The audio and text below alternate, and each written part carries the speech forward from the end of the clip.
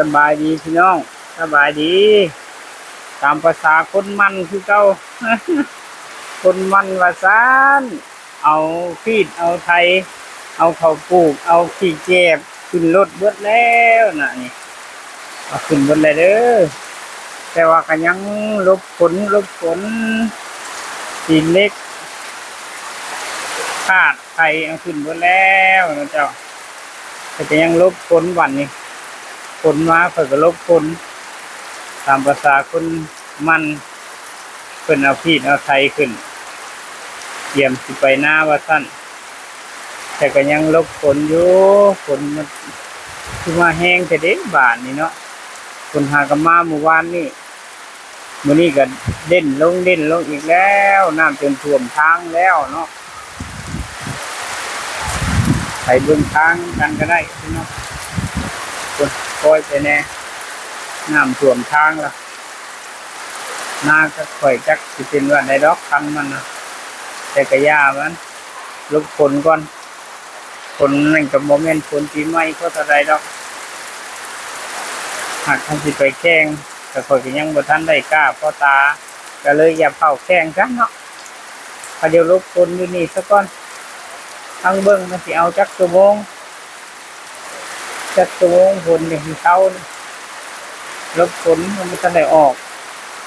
เก็บเครื่องเบิดแล้วนี่ขาดไทยขึ้นรถเบิดแล้วเขาปลูกเขาแนวแล้วก็ขี้แกบพร้อมขี้แกบก็บ่ออนไลน์แล้วว่าสิไปนำเอาจักมื้อละตาสองตานี่นะเบิดเข้ามื้อละท่อสองท่อนั่นแหละ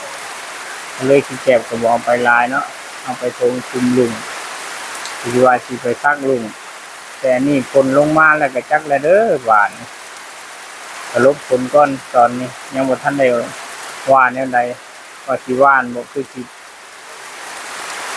ไปว่านบ่คือสิไปนำนะปกติข้อยก็เคยนำเนาะขาดทุนเด้แต่ว่านี่มันตลาดเกินไปแล้วบ่รู้ว่าสินำหรือสิว่านเนาะไปเบิ่งตัวจริงพุ่นละพี่น้องเอ้ยอันนี้ก็ลบผมไว้ก่อนลบผมก่อนฝนเช้าจังค่อยออกกระเทือนมันบ่ได้แล้วเจ้าสิแข่งก็บ่ได้เนาะแข่งคนไปก็บ่ได้ว่าซั่นภาษาคนมันเด้เพิ่นเอาตามสูตรเพิ่นในอันนั้นเพิ่นก็ว่าวันที่25เดือน5กับวันที่25เดือน6นี่ในช่วงวันเข้าหน้าปีเพิ่นก็น้ำใส่ได้ล่ะอันนี้ปีนี้กล้าทุนไปก็บ่ได้ก็เอาพีดเอาไทยขึ้นรถดันฝนมาพาอีกก็อยู่ลบฝนอีกลบฝนไม่ได้ออกไปใกล้ฝนแล้วลบฝนลบฟ้าก่อนแล้วกันเป็นที่ออกแล้วจินอนฟังเสียงฝนสบายเนาะฝนกระตกถึงยามกับใครถึงยามคอยพักผ่อนนะเป็นนี่ฉันว่าพอท่านอ่อนคอยพักรถแล้วนี่เก็บขาดเก็บไทยขึ้นไว้เขาจะลบฝนก่อนแล้วแข่งฝนไปก็จะเฮ็ดเยี่ยมบ่ได้คือเก่ามันสิหนาวเนาะ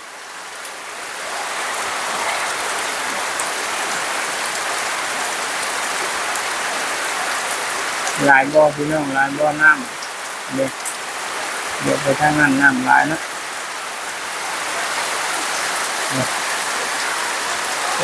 น้ำแถวทางคอยสิไปนาได้น่ะทางนาของคอยทางสิไปนาของคอยน้ำท่วมทางแล้วพี่น้องเลยฝนมาไวขนาดมาอั่งมือเดียวเนาะมาแล้วรถทาดลงมาน้ำมาจากสิไปความเจริญพี่น้องเลยความเจริญบ่แม่นแนวอื่นได้ความเจริญมันเป็นแนวความเจริญเนาะปกติที่ว่าดินเพื่อนดินบ้านเพิ่นนะ บ้านดินเพื่อนเพิ่นบ่ได้มีสิมังเนาะ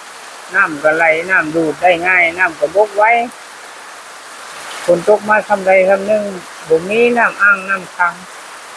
แต่อันนี้อีหยังน้ำจังอ่างน้ำจังขังน้ำจังท่วมทางไว้เพราะนั้นว่ามีแต่ดินสิมังเนาะเจ้าเลยน้ำนั้นไหลไปซ่าน้ำไหลไปยาก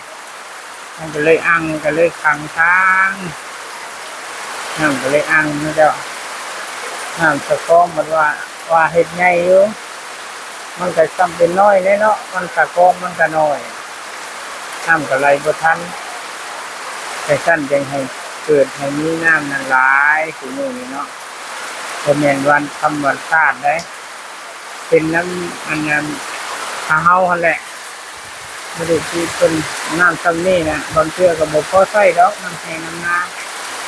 ไปฮอดทุ่งไร่ทุ่งนานี่จักมันสิได้หลายเท่าใดน้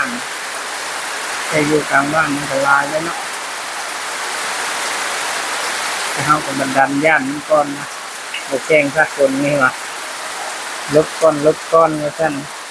เอาเครื่องขึ้นรถแล้วก็ยังไปเส้นก่อยนี่ล่ะเพิ่นก็ว่าขึ้นครบแล้วนี่ดินเล็กไทยชาติยังมาลบคนเอื้อนคนเศร้าเวลาวะมันสิคอยออกอันนี้ก็เป็นท่านโดยสายเป็นไงครับเนาะ